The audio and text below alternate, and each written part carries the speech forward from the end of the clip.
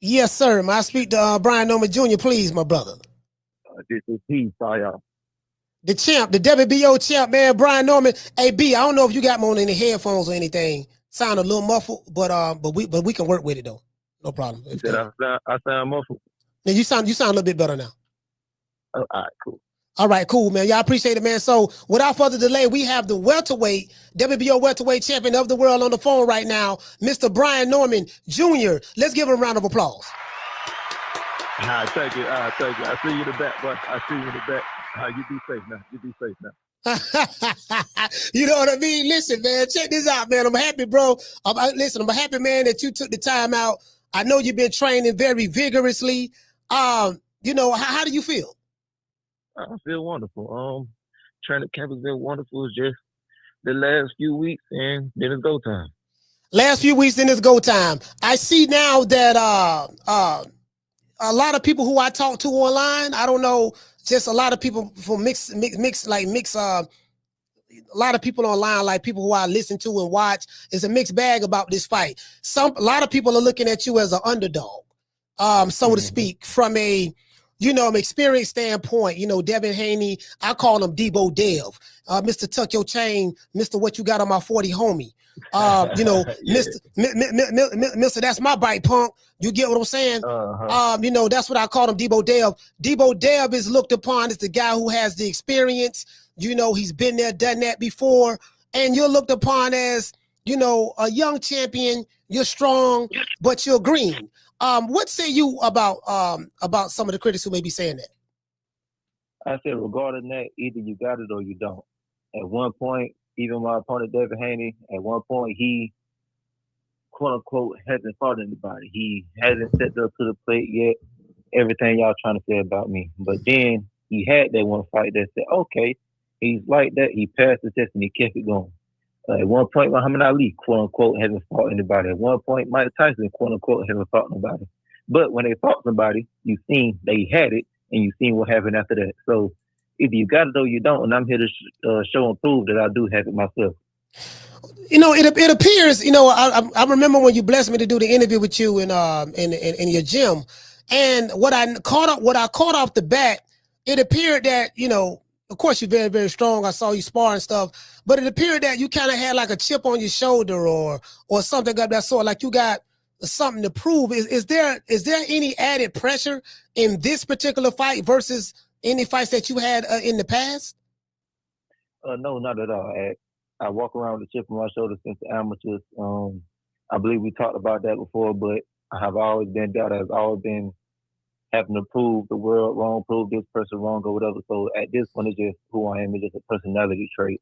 So I've been at this very moment oh so many times. It's just now more eyes are watching, but once again, I'm back at the crib once again. So it's nothing new to me. Is this fight personal for you? Oh no, not at all. It's just business. I gotta take somebody's head off. I gotta feed my family. It, birds don't fly. It's just how life works. Devin Haney has a rabid fan base. I don't know if you noticed. Your father did say that you turned off your social media, so you haven't been on it. You've been locked in and Mm-hmm. focused. But I do this social media stuff every day. So just to give you a heads up, Devin Haney has a rabid fan base, and a lot of them are saying Mm-hmm. that they are discrediting you, saying that you ain't fought nobody, you just fighting dudes that stand in front of you and all that stuff there. But they feel that you're not grateful enough. You're not showing gratitude. The simple fact that Devin Haney, him being the superstar in this fight and having all of the money and the fly girls and the exotics and the jury and the baddies, and he's giving you an opportunity, according to what his father is saying, to step up to the big leagues, get an opportunity to get a bag and fight someone that's a champion like a Devin Haney, even though you're the champ. Do you feel that his fans are out of place by saying you should just be grateful and thankful at the mere fact that Devin Haney chose you as an opponent? Everybody that thinks and believes in that kind of way, in that kind of manner, please go outside, go touch grass, go hug a tree, go outside and talk to somebody in person. Stop living off of the social medias and statuses and things of that nature.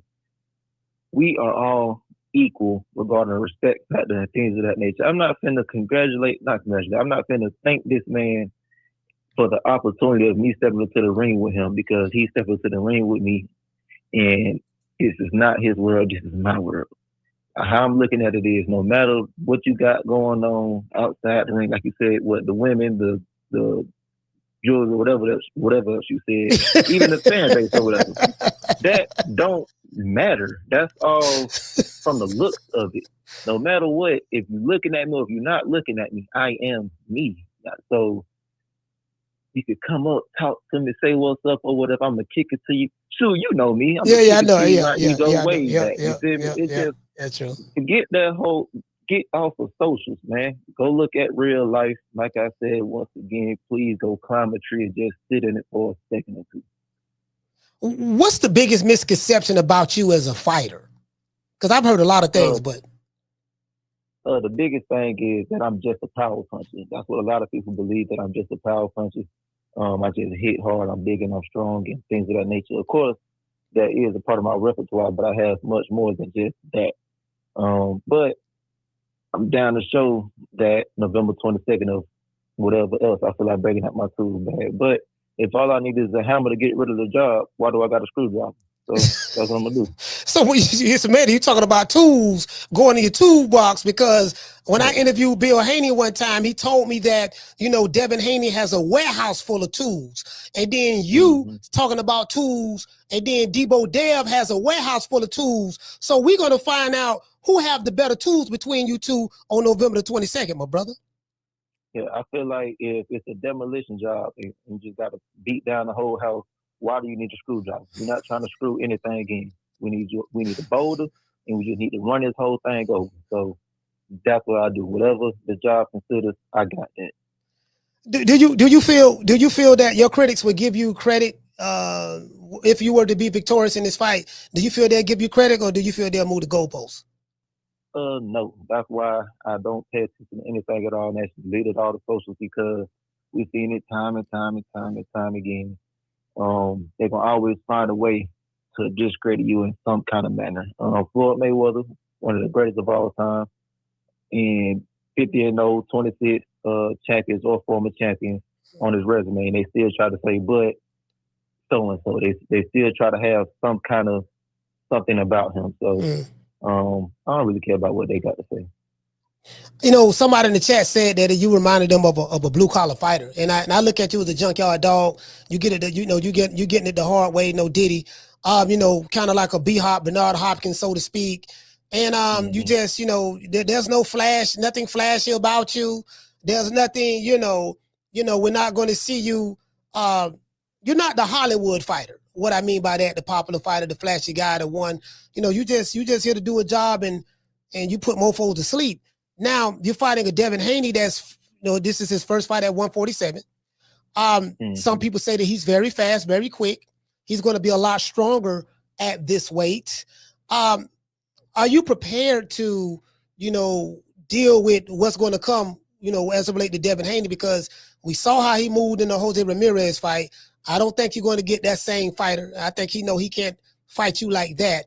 So, are you prepared to be ready for whatever Devin Haney may be able to bring this on the 22nd?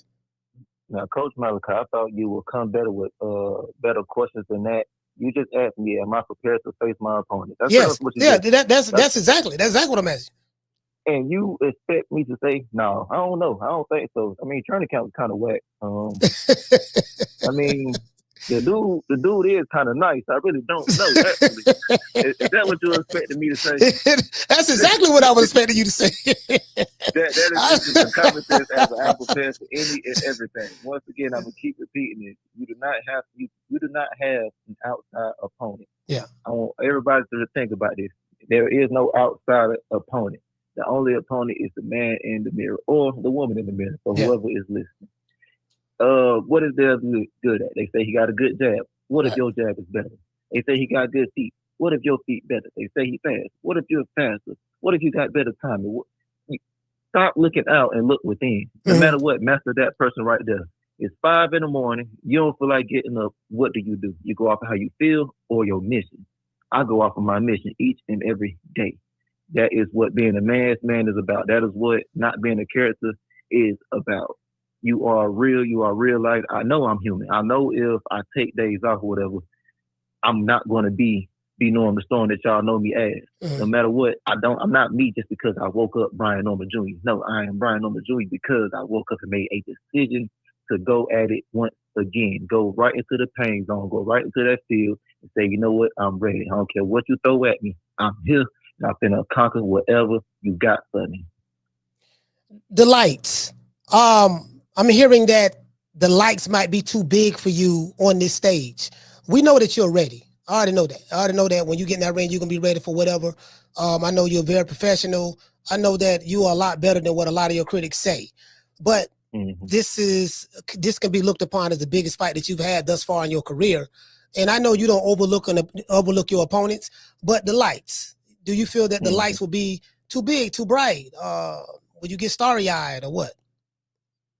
No, not at all. When I step into the ring, I'm not thinking about the outside audience or anything like that. This is what I do on a daily basis. Is I spar all the time. What Mm. is the difference between a sparring session and a fight? Besides, I got extra eyes so you can see exactly what I'm doing. I can show more people my talent. So there's literally no difference. Just doing the same thing. I don't care if I'm walking by myself or I'm walking in front of millions. You're still just walking. It's just one more step at a time. So that's all just a big head game, and that's all it is. In yesterday's interview that Devin Haney did with Ariel Hawani, the question was asked about you as a fighter. Were you the best fighter at 147? And Devin admitted that he thinks that you are the best fighter at 147. However, he said that we don't know how good you are as a fighter because there's nothing to really judge you by because you have, in his opinion, you have fought nothing but tomato cans. So you got a resume full of tomato cans, basically what Devin Haney is saying. And he also said that he's levels above you. And I do hear fighters Hmm. say that about the levels. What say you about that? Do you feel he's being dismissive of your skills or what? Most definitely. He's trying to little boy me, but now I take that kind of personally. Um, Now I got a point to prove. They said they really don't have anything to judge me on. Well, judge me on this fight right here. Let's see what it takes. Devin Devin is taking the moniker Debo Dev. Debo Dev, right? I saw him in Mm-hmm. Vegas, and I ran across your father as well. Your father is hilarious. That's my guy, man. And but I saw him in Vegas, and I had the Blame Bill Haney shirt on. Remember the shirt I had when I interviewed you? So I had that shirt Yeah. on. He laughed, but then he's taking the moniker Debo Dev. When I asked his pops, he was saying that Debo takes what he wants, and he's coming to the Mm-hmm. 147-pound division, your division, and he's coming to take your belt. Now, of course, that we know that's not going to be as easy to do um, if you got something to say about it, and vice versa as it relates to Devin Haney. But he's taking the moniker Debo Dev. So I'm saying all that to say this. I'm expecting Devin to step to you to Mm-hmm. try to display his dominance, to show that, because he said in his interview as well, he said that he wants to quiet all of his naysayers and the critics, people who say he's chinny, people who said he's Mm-hmm. pillow fisted, and he's taking the moniker Debo. Well, what do you know about Debo? Debo is aggressive. He's intimidating. He takes what he wants. You get what I'm saying? That's why I Mm-hmm. asked you, will you be prepared for that? Because it looks like he's taking the mentality of the Debo. Okay. So now with Debo, I want you to realize everybody that he bullied, they just bowed down and they let him have it. What happened to if somebody finally stepped up and fought back with Debo? What happened when Debo got caught with that brick? What do I have in my gloves? I have cinder blocks and bricks to galore. So we gonna see what happened when Debo Dev come and step in with this brick right here. Uh, Dev also said that he's been tested 9 times, just as many as you Mm-hmm. have. Because I found out that you got tested 9 times, and I brought this up on the show. I say, listen, man, well, we need to find out, since Brian Norman is being transparent about how many times he's been tested up to this point. We want to know, would Bill Haney be transparent, him or his son? And he came out in the Mm-hmm. video and said that yes, he's been tested nine times, just as many times. And so, so now that we got that out of the way, in 3 weeks, you're going to Saudi Arabia and you finna go do what you normally do, and that's put mofos to sleep. Devin Haney Mm-hmm. is saying that he's coming to, do what he got to do. And maybe he may try to put you to sleep. Maybe he don't, and maybe he's not as pillow fisted as they say he is. But it appears that he's taking this serious. He hears the critics. He doesn't like the criticism, and he wants to prove a point. I think this is going to be a good fight. Me personally, I don't think it's going 12 rounds. Am I right in that assessment? Most definitely. But I just want to point out the fact that in the beginning of all of this, two things is he said muscles don't win fights. So he's trying to call me a very muscular fighter, while also he's trying to put on muscle and things of that nature. So you're going against yourself. Then also on the opposite end of that, when he first seen me, he was trying to talk about how he actually kind of small and things of that nature. So once again, he's trying to push the whole narrative. He's trying to find his way to get into my head. I don't care about what he got going on. I don't literally care about any of that at all. And another thing is, some things you just got and it can't be taught. I just hit like this, dog. I don't do nothing. I just train. I don't really do anything out of the ordinary that any other fighter may do. George Foreman and Muhammad Ali had the same dimensions, but for some reason, one is known as a power puncher and one of them is not. So if you got it or you don't, we all know for a fact that I have it. Just because you're moving up a weight class don't mean you hit harder. What I believe is the more you move up, the less you hit even less as hard. That's what I believe. I move up the heavyweight. You think I'm still going to be cracking like this? You think I'm going to be still putting people to sleep like this? So I don't care about any kind of way that the public or his team or anybody is trying to get into my head. I am on a mission, and I'm going to take somebody's head off, dog. B Norman, I met you and I felt your energy. I'm like, man, this dude seems like he's a no nonsense guy. And I often say this time and time again when I was in Vegas. I'm like, with Devin Haney, Debo Dev has trained with Mike McCallum. R.I.P. to the living legend. I know he passed away, but I still call him a living legend. R.I.P. to Mike McCallum. He's trained with Zab Judah and Yoel Judah. Two Hall of Famers right there. He's trained with Sugar Shane Mosley. He's trained with Floyd Money Mayweather. So he has the Hall of Fame experience on his side. And a lot of people are his fans. I just say his fans. I want to be specific. His fans are saying because of that, that's the X factor. And when he get in the ring on the 22nd, you're going to see all of these things. Bill Haney says that his son has a warehouse full of tools. I'm anxious to see what tool is going to be what, because I know you the son of an ex-boxer and your father is a mechanic. So we know y'all got tools, but but Dollar Bill, he's a pimp from the town. He come from Old Town, and Devin Haney is a hell of a. You never know that. Devin Haney is a hell of a fighter himself. So I'm glad, man. How did this fight? For those who don't know, how did this fight get made?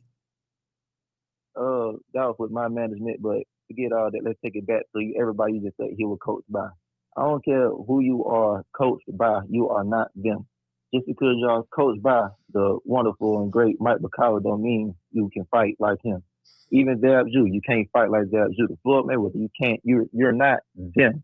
Or let's say you can fight like them, but once again, you're not them. You got to be yourself. Roy Jones Jr. Great to me. He that dude. You get what I'm saying? But why is he not known as a good trainer? Because his fighters can't do what he do. Right. You see me? So just because you train by these guys don't mean anything. So I'm not worried about anybody here trained by whatever they may have told him. It's all, once again, I'm gonna keep going back to this whole situation. It's all about me. What do I feel like doing? I control my destiny. God chose me. And since he chose me each and every day, I wake up and say, you know what? You chose me. I'm going to be right back and I'm going to put this work in. You chose me for a reason. My name is the assassin. I was born with this contract. Until I die, I'm going to terminate every target that I need to do. Whatever job you see me on, you best believe I'm going to bring that thing back home. What else? That's all. That's my next question. What else? What else do you need me to do? Because I can get that done as well. So you got a kill or be killed type of mentality, basically. It ain't no or be killed because I'm killing everything coming. I've been seeing some training footage of Devin Haney. I don't know how old it is, but they're showing him running up. I think Bill Haney's put videos out there. They're showing Devin Haney running up a hill of sand. You know, he's running backwards. He's running forwards. He's in Colorado. It appears that he's using the suction cups on his body for blood circulation. It appears that they are using some of the latest training methods of the modern era when it comes to boxing. And I was telling your dad, I say it appears that Brian Norman Jr. is y'all doing it the old-fashioned country way, the old school way. Am I misquoting that or what? No, you spot on. I feel like ain't nothing like real deal, just straight up dog work. I do salute to him for doing everything that is dog work as well with the output that he is doing. But now he's doing everything that he's properly supposed to do regarding recovery and work ethic as well. So he doing wonderful. It's just all about what happens on fight night. So I can't discredit the man for doing what he's supposed to do at all. Right, I understand that. What is the situation like with Top Rank? I know do you know anything about them finding a network deal yet or soon or? Personally, I haven't been having conversations. I just been focused on this fight. I've been out of the loop on everything. It's just I told them, look, I'm on a mission right now. Let me just take care of this. We can conversate and converse after all of this. So you kind of like just blocked out the entire outside world. Yeah, because everybody full of bull. Like every question you ask me is about him and like, what about this and what about that? But I keep trying to tell you, the outside don't matter. Not even just him. It's all about the man within. You as a fighter, you came up under your dad. You saw when your dad was a fighter. What are some of the things that you learned from your dad that you carry with you right now today in the ring? My father is a man's man. He is the hardest working guy I have ever seen in my life. And I was in the gym at 2 or 3 years old. And I just want y'all to realize I'm the youngest of four. Well, growing up, I was the youngest of four. And he had me when he was 21. So he had 4 kids at 21. He took all of us to the gym. I'm 2 or 3 years old, so I'm going to say he's 24. And he got 4. Bro, he is my age. Dang, that's crazy. He is my age. He got all 4 of his kids at the gym. And I'm sitting in this big old wood chair, and it's a heavy bag right in front of me. You just see this big old Superman just going slap crazy on the bag. He don't get tired. Work ethic is insane. Each punch is hard and heavy, fast, snapping, everything. Like that's what I'm looking at. That's my Superman. And as I got older, I just kept marinating on it. And then like it just hit me once again right now. He was my age doing this with 4 kids.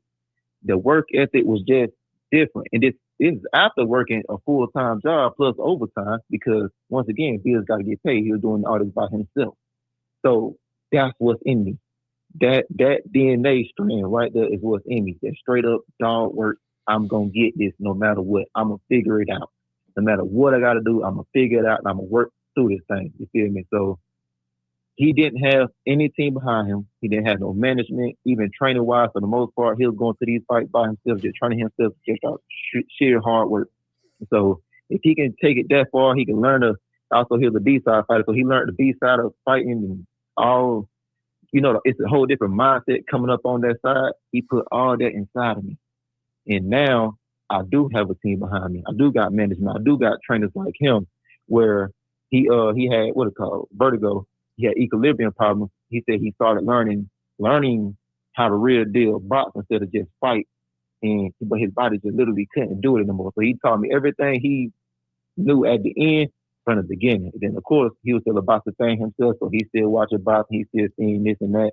And then me, God blessed me with the abilities, a natural capability to just make things happen. So even just watching me, he learned from just seeing what I'm capable of doing, and he built even on top of that. So I got a whole different mental mind frame when it comes to living, especially when it comes to boxing. So Pops is the biggest thing ever to ever bless me. And also he is just like me.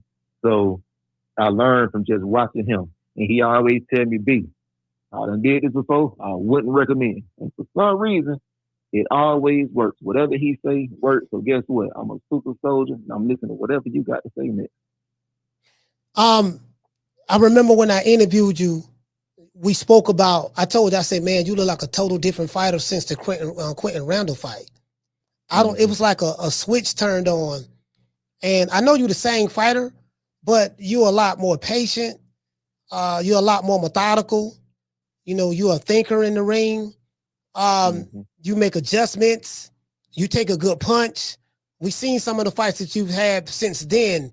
You know, what would you say after the Quentin Randall fight? What was that breakout fight for you that took your confidence to the next level?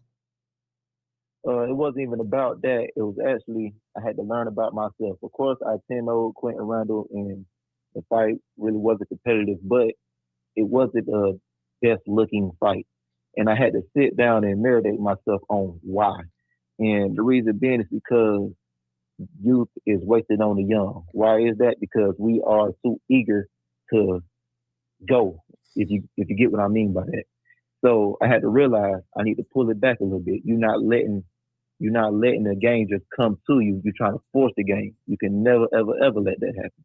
So I had to actually sit down and start relaxing myself instead of just go, yeah, let's go. It's like, okay, cool, cool, cool.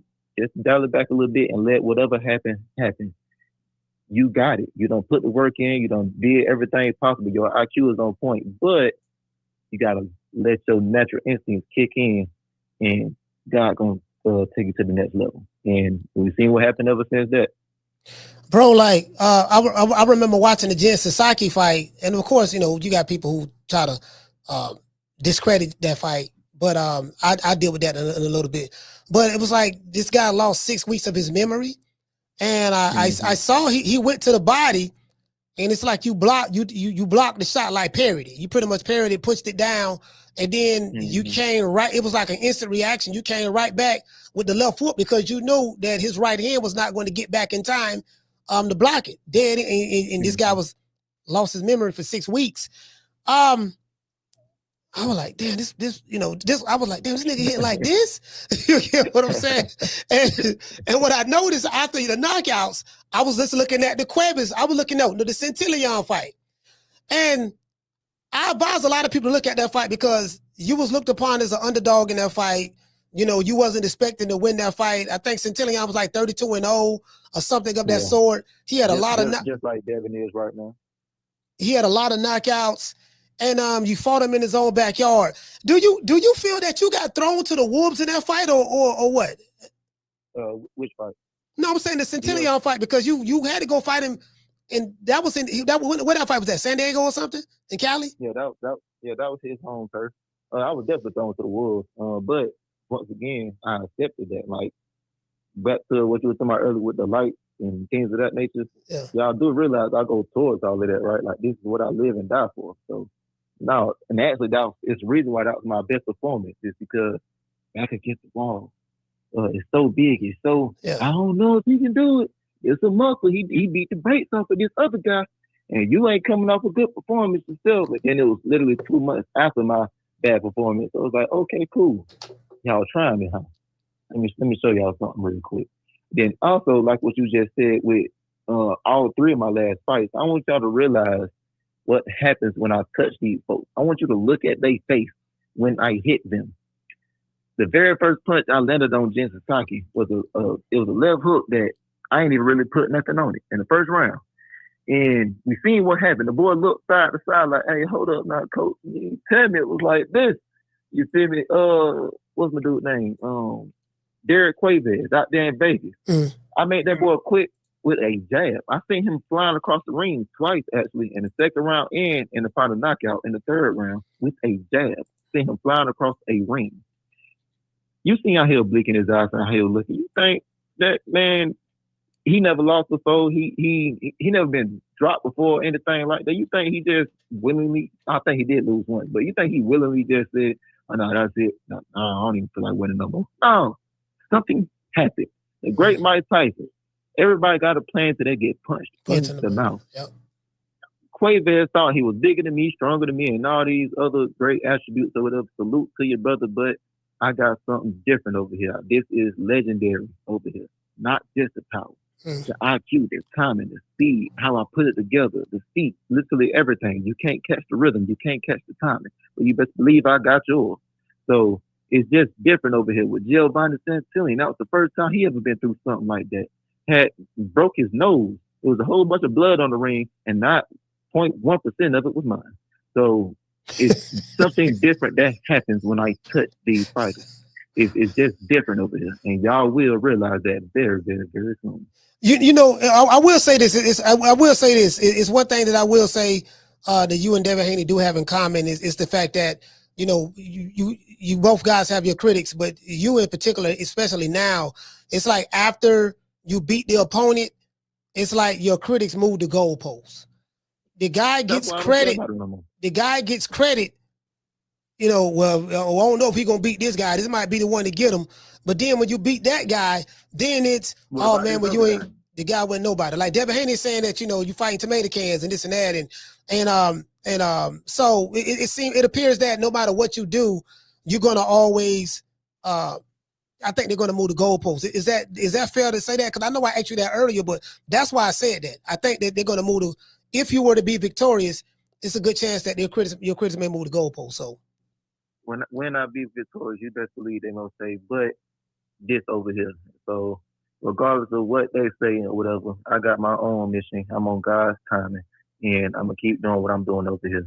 Now back to Devin Haney with the tomato cans and things of that nature. You see what I'm doing to my tomato cans. You fought tomato cans as well.